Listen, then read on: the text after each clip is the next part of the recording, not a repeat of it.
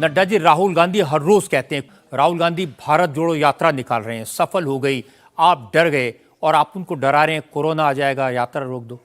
नहीं, ऐसा कुछ नहीं है, इस तरीके की बात नहीं है। कोरोना के नॉर्म्स को फॉलो करना चाहिए, सब लोगों ने फॉलो किया, उनको भी फॉलो करना चाहिए। लेकिन हम किसी को डराते हैं या हम उनसे डर जाते हैं, ऐसा कुछ नहीं है। बिल्कुल वो आराम से अपनी यात्रा जो उन्होंने इतनी लंबी यात्रा की है, अच्छी बात है। वो कह रहे हैं कि भारत को नजदीक से देखने का मौका तो मिला। नहीं, वो जो आपने नफरत फैलाई है उसको मिटाने के लिए निकले हैं वो। देखिए, मैं फिर कहूंगा कि आपके शब्दों में जितनी नफरत है उसके बारे में मैं चर्चा क्या करूं। जेएनयू में नारे लगे, अफजल हम शर्मिंदा हैं, तेरे कातिल जिंदा हैं। अब ये अफजल कौन था? अफजल पार्लियामेंट अटैक का मास्टरमाइंड था, उसको फांसी की सजा हुई। तो अफजल हम शर्मिंदा है, तेरे कातिल जिंदा है, मतलब कातिल कौन हो गया? सुप्रीम कोर्ट का जज हो गया। कातिल कौन हो गया? प्रणब मुखर्जी हो गए, जो उस समय भारत के राष्ट्रपति थे, जिन्होंने फांसी की सजा को सही ठहराया था। तो ये तो कातिल हो गए। अब Rahul Gandhi next day JNU जाते हैं और वहां नारे क्या लगते हैं? भारत होंगे टुकड़े टुकड़े इंशाअल्लाह इंशाअल्लाह, ये नारे लगते हैं। इसके साथ आप खड़े होते हो, आपके साथ एक व्यक्ति वहीं से जेएनयू का ही प्रोडक्ट, जो उस समय जो इस केस में भी जुड़ा था, वो आपके साथ यात्रा में चलता है। ये जोड़ो यात्रा है या तोड़ो यात्रा है? ये लोग भारत को जोड़ेंगे, ये लोग भारत को जोड़ेंगे। आज दिन तक उन्होंने माफी नहीं मांगी कि आज भी बोल देना कि yes I did not know, और ये हम गलत आदमियों का साथ ले रहे थे, हम इसके लिए माफी मांगते हैं, देश से माफी मांगनी चाहिए। लेकिन ये जोड़ो यात्रा नहीं है, ये तोड़ो यात्रा है। वो कह रहे हैं सारी गलतियां पिछले 8 साल में मोदी जी ने की हैं, मैं तो मोहब्बत की दुकान खोलने निकला हूं।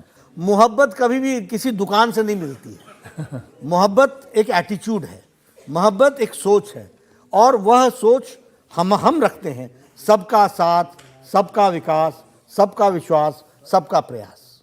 ये हमारा मंत्र है जिसको हम लेकर, इसलिए मोहब्बत तो हम कर रहे हैं सबसे, सबको साथ लेकर के तो हम चले हैं। नड्डा जी, वो कहते हैं कि जब भी कोई चुनाव आता है तो आप सबके पीछे ईडी और सीबीआई छोड़ देते हैं। ईडी सीबीआई वाले कहते हैं कि हम प्रबंध करते हैं, आप चिंता मत करिए। देखिए, मैं आपको बताता हूं कि यही कांग्रेस पार्टी के समय में कहा गया था ना कि ईडी और सीबीआई को पिंजरे में तोते को बंद करने के बराबर है। जिस तरीके की इनकी सोच है, इसी तरीके का इनको दिखता है, क्योंकि ये इस तरीके से एक्टिविटी करते रहे हैं। क्या ये इंडिपेंडेंट एजेंसीज हैं? ये इंडिपेंडेंट एजेंसीज काम कर रहे हैं। हाँ, एक बात जरूर है कि अब इलेक्शन तो हमेशा ही लगे रहते हैं, तो क्या सीबीआई और ईडी अपना काम बंद कर दें? वो तो काम करते ही रहेंगे।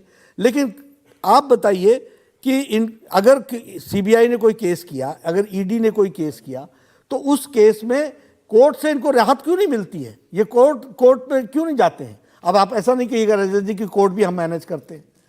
ये कोर्ट से इनको राहत क्यों नहीं मिल रही है? आखिर मैं तो नहीं कहता, लेकिन सोनिया गांधी भी कहती हैं, पार्लियामेंट में कहा। हाँ, मैं वही कह रहा हूं कि ये लोग इस तरीके की बातचीत करते हैं। आखिर दोनों माँ और बेटे दोनों बेल पर है कि नहीं नेशनल हेराल्ड के केस में? नेशनल हेराल्ड के केस में बेसिक चीजों में प्राइमा फेसी केस बनता है कि नहीं बनता है? केस चल रहा है कि नहीं चल रहा है? आखिर आप देखिए, अगर चुनाव के दौरान में ही एक इत्र का व्यापारी कन्नौज में पकड़ाता है और उस वहां क्या क्या निकलता है आपके ध्यान में है, तो ईडी और सीबीआई काम ना करें?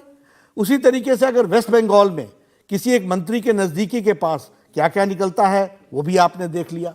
उसी तरीके से आप देखिएगा अन्य जगहों पर भी, झारखंड में एक ऑफिसर के घर से क्या क्या, लेडी ऑफिसर के घर से क्या क्या निकला, ये भी आपने देखा। तो आखिर कोई भ्रष्टाचार करेगा और सिर्फ इसलिए कि चुनाव लगे हुए हैं इसलिए हम वहां पर हाथ नहीं डालेंगे, ऐसा नहीं होता। जो बेईमानी करेगा, एक्शन स्वायत्त संस्थाएं करेंगी, एक्शन होगा।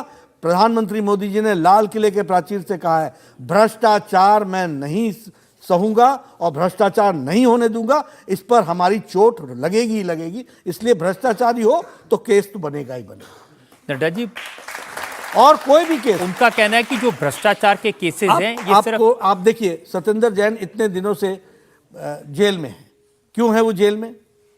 क्यों उसकी एप्लीकेशन रिजेक्ट हो रही है? आप निकलने नहीं देते? नहीं, हम क्या, वो कोर्ट में जाते हैं, कोर्ट उनको मना कर देता है जब वो केस देखता है कि ये ऐसे ऐसे केसेस हैं, ऐसे ऐसे इल्जामात हैं, नहीं निकल सकते। अकेले वो थोड़ी है, देखिए महाराष्ट्र के लीडर्स के नाम हाँ, देखें। वो अनिल देशमुख है, और वो वो फरवरी से नवाब मलिक, संजय राउत बड़ी मुश्किल से बेल पर अभी बाहर आए हैं। जी। तो ये सब बताता है, और ये बताता है कि जो आपका विरोध करता है वो फिर जेल में जाता है, निकल भी नहीं पाता। नहीं, ये बताता ये है कि ये भ्रष्टाचारी हैं, और भ्रष्टाचार के साथ साथ ये समाज का, देश का पैसा लूटने का काम किया है, इसलिए कानून सख्त है और कानून इन पर एक्शन लेता है। सच तो ये है कि जितने भी लीडर हैं, सोनिया गांधी हैं, राहुल गांधी हैं, चिदम्बरम हैं, कांग्रेस के सारे लीडर बेल पर हैं जी। राज्यों में जितने मुख्यमंत्री हैं उनके आसपास के लोग जेल में हैं या बेल पर हैं, तो सिर्फ यही लोग पकड़े जाते हैं। इनकी एक्टिविटी ऐसी है ना, जैसे काम होगा वैसे ही होगा। अगर आपकी एक्टिविटी ऐसी है, आफ्टर ऑल आप देखिए आपके ऊपर केस फ्रेम क्यों होता है, कोई ना कोई आपने अपने मुख्यमंत्री काल में या मंत्री काल में कोई ऐसा काम किया होगा जिसमें आपने अपने डिस्क्रिशन को उपयोग करते हुए भ्रष्टाचार किया होगा, आपने नियमों का उल्लंघन किया होगा, नियमों को आपने तोड़ा होगा, इसलिए वो केसेस बनते हैं। और अगर आपको लगता है तो ये भारतीय जनता पार्टी पर आरोप लगाए, तो नहीं लगा पाते हैं। इसलिए नहीं लगा पाते हैं क्योंकि हम नियम से चलने वाले लोग हैं, हम शुचिता रखने वाले लोग हैं, हम पार्टी के दृष्टि से भी सारी चीज़ों को बहुत लेकिन एक बात बताऊं नड्डा जी, पब्लिक में ये इंप्रेशन ज़रूर पड़ा है कि जहां भी चुनाव होते हैं वहां सीबीआई, ईडी, आईटी, इन सब एजेंसीज का इस्तेमाल किया जाता है और नेताओं को डराया जाता है। नहीं, ऐसा नहीं है। चुनाव हर जगह हो रहे हैं, आईडी, ईडी, आईटी, ईडी, सब जगह सब लोग अपना अपना काम तो करते ही रहेंगे। और उस काम में आप एक बात बताइए कि कोई हमने ऐसा केस बनाया जो गलत साबित हुआ हो, कोई ऐसा केस बनाया हो जिसमें लोग जेल में नहीं गए हों, कोई ऐसा केस बनाया हो जिसमें उनको बेल नहीं लेनी पड़ी हो। तो फैक्चुअली चीज़ें अगर हैं तो एक बात तो है कि राजनीति में अगर आपने सर्वाइव करना है तो आपको ठीक ढंग से रहना पड़ेगा, आपको ईमानदारी से काम करना पड़ेगा। आप इस तरीके की हरकत करेंगे तो कानून अपना काम करेगा ही करेगा और आपको जेल जाना ही पड़ेगा। जब आप पूछते हैं ना ये बेल पर हैं, आप पूछते हैं कि राहुल गांधी इस चीज़ को तो जवाब दें कि इतने केसेस क्यों उनकी पार्टी के लोग पर हो रहे हैं, तो ये कहते हैं कि भाई जेपी नड्डा कौन है तो पूछने वाले, क्या मेरे प्रोफेसर हैं कि मैं इनकी बातों का जवाब दूं? मैं प्रोफेसर नहीं हूं, लेकिन भारत का नागरिक तो हूं भाई। एक भारत के नागरिक के रूप में मैं पूछ रहा हूं कि आप बताइए, आज मैं इसी मन से पूछता हूं कि भाई ये बताओ, तुम दुनिया को ये बता दो कि आप और आपकी पूज्य माता जी किस बात के लिए बेल पर हैं, किस बात के लिए बेल पर हैं? राहुल गांधी का कहना है कि 70 साल में देश ने जो बनाया वो बीजेपी ने 8 साल में बर्बाद कर दिया। आज 4 लोगों की डिक्टेटरशिप है, 4 लोगों की तानाशाही है देश में, और ये सबको डराते हैं 4 लोग। अब 3 तो मैं समझ गया, मोदी जी, अमित शाह और नड्डा जी, ये चौथा कौन है? मैं नहीं जानता जी, लेकिन इसमें ये चारों ही नहीं है।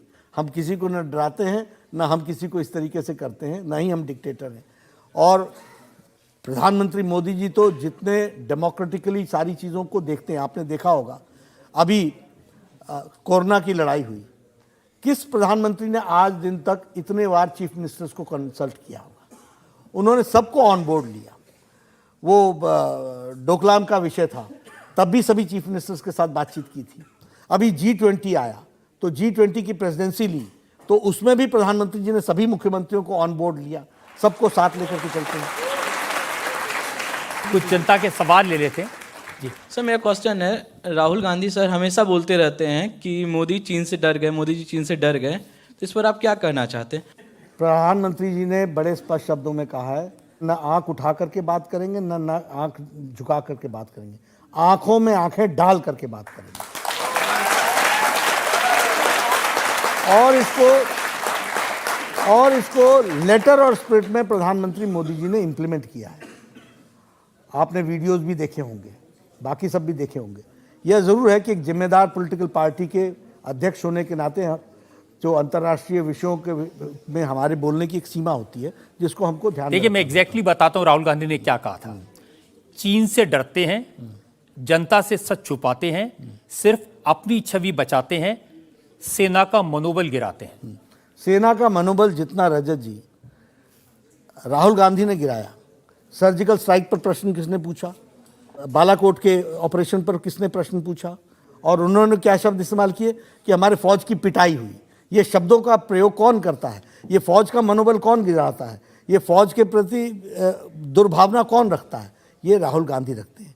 जहाँ तक प्रधानमंत्री मोदी जी का सवाल है, हम ये दावे के साथ कह सकते हैं कि उनके नेतृत्व में देश के बॉर्डर सुरक्षित हैं और हमारे सैनिक वीर जवान वहाँ तैनात हैं और पूरी ताकत के साथ, मुस्तैदी के साथ अपने बॉर्डर्स की रक्षा कर रहे हैं।